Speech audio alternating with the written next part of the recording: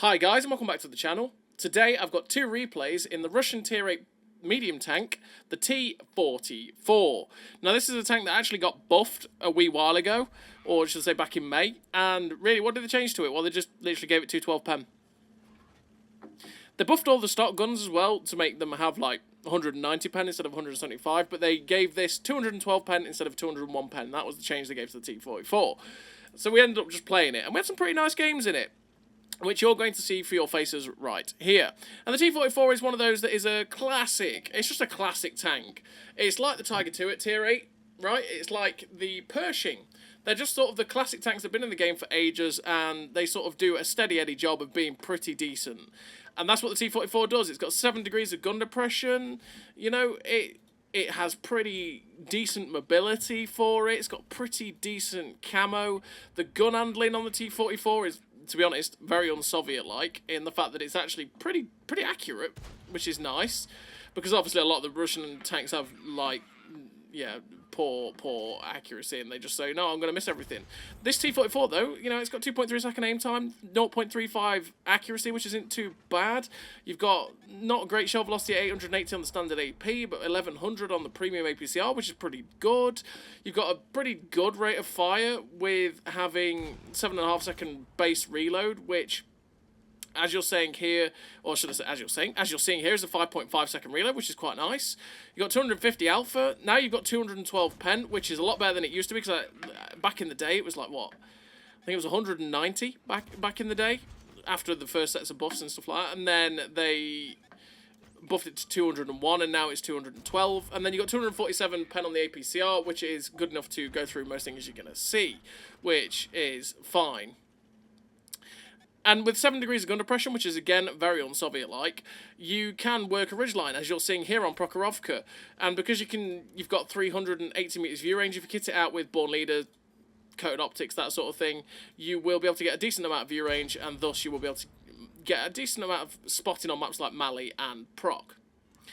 And it's just a proper old school tank, the T-44. It's pretty enjoyable. There is the premium version, which is the T-44 100, which is basically the same tank, but I think ever so slightly better in terms of its soft stats.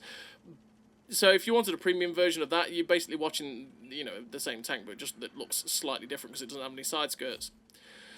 So in terms of a crew on the T-44, I run a pretty standard medium tank crew where I want to sort of just set up for a little bit of camo and gun handling. I run Born Leader, Rapid Reload, Sixth Sense, Situational Awareness, Track Mechanic, Steady Aim, Snapshot, Run and Gun, and Camouflage Expertise. The 3 gun perks to make this gun as good as possible. The Camouflage Expertise because it does have pretty decent camo, and I like setting up to be able to at least, you know, make it just a little bit nicer. And then all the other 5 perks are what you generally take on most tanks in World War II. And then, in terms of equipment, I run the Advanced Loader, Vertical Stabilizers, and Advanced Optics. Optics to be able to spot for myself, as you can see with Proc, we're starting to build up some assistance damage, 2092 so far, because we're actually able to spot for ourselves. And then the Loader to be able to make our DPM as good as possible, and the Vertical Stabilizers to make this gun great, because the gun, if you don't take vertical stabilizers, can be a little bit annoying at times, and it does bloom out a lot if you don't take vertical stabilizers. As you can see, even after turning the turret, turning the tank, and going at full pelt, the bloom isn't that big at all, which means you don't suffer too badly with the 2.3 second aim time. But if you don't take vertical stabilizers and you decide to kit out for, you know, better camo, that gun bloom is massive, and it takes a little bit to aim in, and it means you can't snap shots quite as well as you can with vertical stabilizers, which is the whole point of vertical stabilizers. So, in this game on Proc so far, we're up to 2.5k assistance through spotting and 1700 damage. We managed to get a shot in to finish off the TNH 105-1000 there, being a little bit aggressive. It's currently 12-8, and we are full health, which is great. But we're trying not to be too aggressive at this point, because quite easily it could go south. There's possibly tanks at A6, sorry. And there's probably tanks definitely at A2, which can shoot us. So once again, I poked over to shoot the Concept 1B, and I used that rock there, in my mind, it was there, protecting me from anything that was possibly at A6. And unfortunately there, because we went over a little bit more to the left to try and get shot into the Concept 1B, they managed to get a shot round the rock into our side, which put us down to 929. And I was trying to be careful because we knew there was a Foch somewhere, and the Foch obviously has a 4-shot auto-loading 120mm. There it is. Again, we don't want to take too many hits from him because he can clip us out. But now we're using the camo of the T-44 to stay on spot. We were spotting these guys as well, just giving it assistance. But by using these bushes, and we're basically double bushed and triple bushed, these guys aren't going to spot us while we're firing at them and farming them. Obviously, they'll see the shell tracers, which is not a good time, but they're not going to be able to see us, well, actually spot us in the point where we're actually spotted. We loaded HE to go through that Iron Rain, but unfortunately by the time we'd loaded the HE, he was dead. Now we've got the M5355 in front of us. I kind of wish I'd just kept that HE loaded so we could pen the 5355 with it. He starts looking at us, though we get artillery detected. I'm like, no, go away, 5355. He ends up getting a shot towards us. He ends up hitting us as well. Because we just were like, you know what, they're getting pushed. We need to just keep this gun firing. Another shot into the 5355, which he ends up getting shot down. We don't quite get a shot into the Foch. Now there's only 2 tanks left, a T-44 and a G-Saw, which means that we know where one of them's going to be. They're going to be up in that corner at A0, which that T-44 was. He ended up getting lit up, and unfortunately we ended up ricocheting. 1 tank left, the G-Saw. We get over, we try and snap the shot into the side of the G-Saw. We end up missing him, waiting for the reload to get another shot into his side, and we managed to thankfully just shut him down. And we finished the game with really nice total for the T-44 on Prokhorovka. We finished with the victory. We come top on the team, 4 kills, 3.7k damage nearly. The 2035 base XP, which is a really lovely game for the T-44, and a tier 9 game on Proc. We actually made credits there as well, which is quite nice for a Tech Tree tank. Ace Tanker, the 2035 base XP, really nice game for the T-44, which is, like I say, it's a proper old school tank, but it's still a hell of a lot of fun to play, and you can do quite a lot with it. Now we're on to the second replay, the final replay of the video, and we're on Hidden Village, which isn't the best map in the universe for the T-44, because it's a bit more of a brawly map, which, because the T-44 is the way it is, it doesn't really have much armour, which means you can't really brawl that well. You can side scrape, but would I recommend being aggressive and side scraping all the time in it as a tactic to deploy in this thing? I wouldn't really, because it's not going to go too well all the time. Again, you can go hull down with the 7 degrees of gun depression, limit the ability for the enemy to actually see most of your tank, but don't rely on the armour all too much in the T-44 because it won't bounce an absolute ton. So we're on Hidden Village, and we've come to this little ridge here at E6, and we're going to start trying to pump out the shots as quickly as possible. We found this little angle here where we can start getting over and fully over with our gun depression to get shots into the Su-130 and the Tiger II. We have this T-25/2 pressure in us, so we're going to start trying to get shots into him because he's the one that's spotting us currently, and obviously, like I say, he's also pressuring. The MX-1357, I didn't realise he'd come over, and he got a few shots into us. We put a shot into the back of him, though, to try and dissuade him from doing that again. We poke over, and you can see I'm not relying on my armour here. I'm not taking the chance of being too over-peaked to take a hit from most of the tanks, so we're trying to just snap the shots in as we can. And unfortunately, we're just pulling back a little bit too soon after firing, or before firing, which means that we're just losing that gun depression, which is where 7 degrees of gun depression is being a little bit awkward on this ridgeline. The cap timer starts going off, which means there's an enemy tank in the cap on my left, which I've got to be a little bit careful of in case they try and get a shot into me. There is a Lynx over there as well. Randy's in the corner at B9, so he might be able to spot something that's over there or deal with those tanks behind. The Lynx is doing Lynxy type wheelie boy things and running around like a lunatic. The LTTB is the one that gets spotted in the cap. We just can't quite feather out a shot at the Lynx though. Now we're going to pull over the ridgeline, see again if we can spot and get some shots into this IS-2. We do know the stuff back there though, where that Tiger II was spotted earlier on, so we are trying to be careful. The Shashka finally gets spotted up, which means that now I know whether he's looking at me or not. I want that Shashka to go, because that Shashka has a lot of penetration, and it's got a hard-hitting gun, which means that it's going to hurt if it hits me. We try and take a blind shot there towards where that Tiger II was spotted, but we don't hit anything.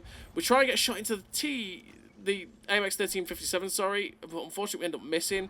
The IS-2 tries to come over to get some shots into us, thankfully our friends shut him down, and we're just going to poke over. And once we get poke over, we actually get spotted, which made me think, oh god, the Shashka or the Tiger 2 is looking at me. And it was the Shashka. We played with fire, we played chicken there with the Shashka, and we ended up shutting him down, and he missed us, which is glorious.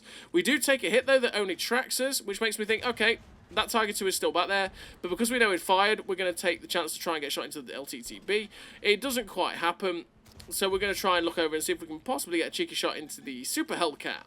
But we couldn't quite feather a shot into the Super Hellcat because we're blind anyway, because he wasn't actually there. Then we noticed the Lynx 6x6 is behind us, so we get a shot in to shut down that Lynx.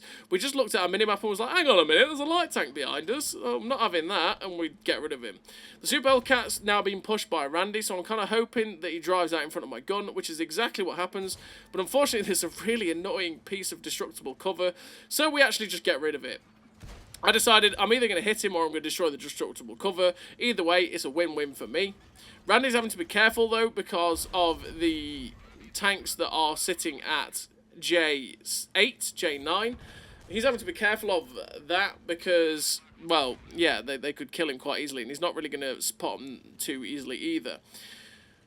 Now the LTTB is gone, we're just going to push over and see if we can start getting shots into the Super Hellcat. The Super Hellcat gets a shot snapped into, which sets him on fire. And he's just sitting there. We bounced a shot from over in the corner, which is really quite nice. To be honest, it doesn't happen all that often.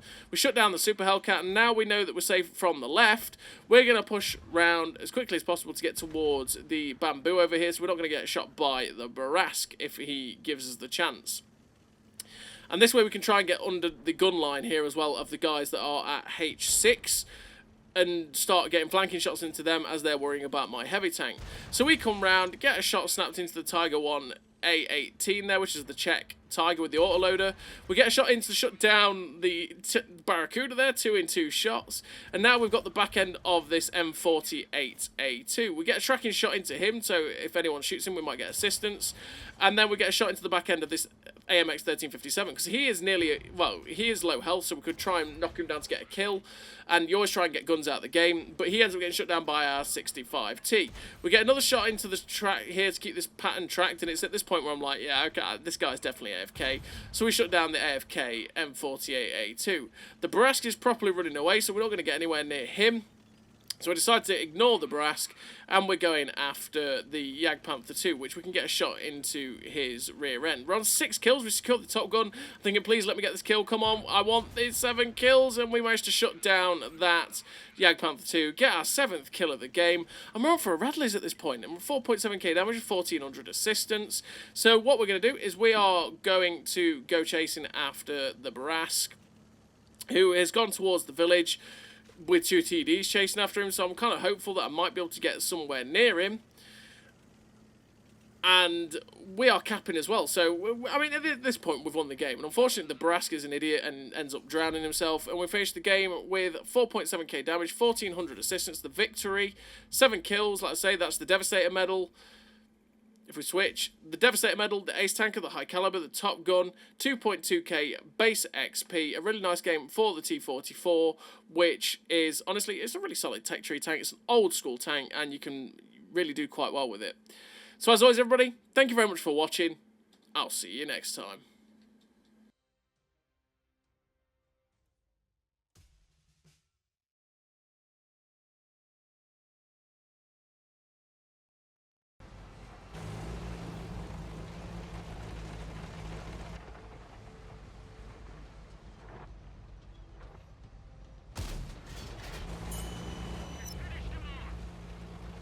A great success!